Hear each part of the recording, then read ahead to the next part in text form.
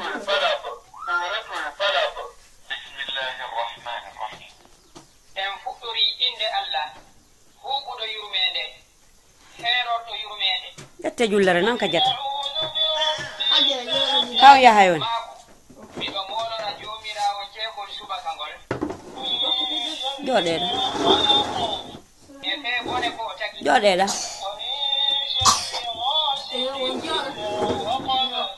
e bone niwre jamma hinde niɓɓiti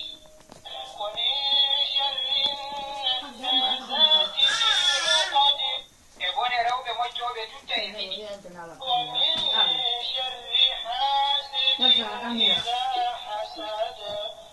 e bone konnotoɗo ha sotoɗo si o konnike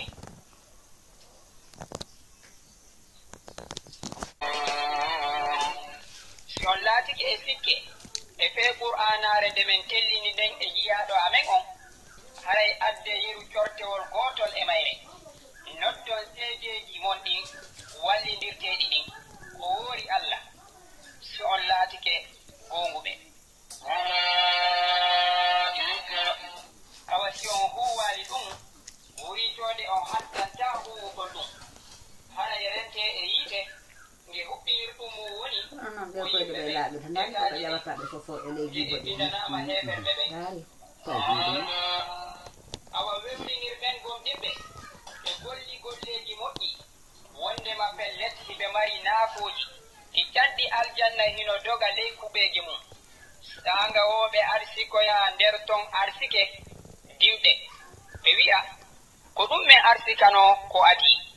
ɓe okke ɗum hino nandi mbaadi sertida kamme hiɓe mari ton sonnaɓe laɓɓinaɓe awa ko luttoɓe nder ton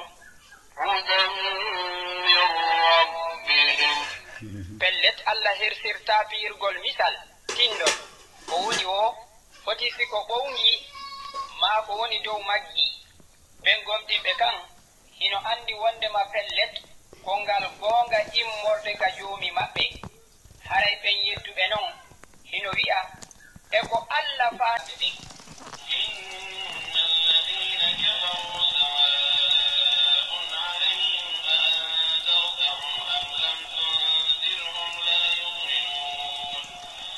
pellet ɓen yedduɓe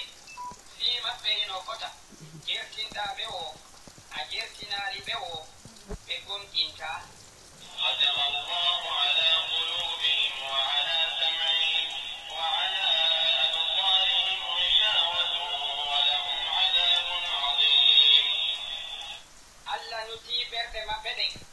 e nande maɓɓe ɗen awa juddi hino ka gite maɓɓe